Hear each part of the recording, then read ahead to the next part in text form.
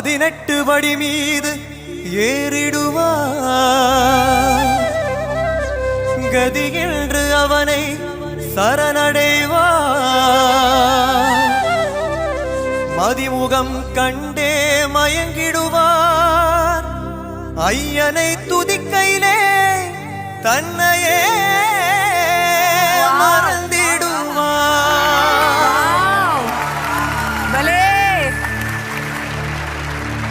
பள்ளிக்கட்டு சபரிமலைக்கு கல்லும் முள்ளும் காலுக்கு மெத்தை சுவாமியே ஐயப்போ சுவாமி சரணம் ஐயப்ப சரணம் பள்ளிக்கட்டு சபரிமலைக்கு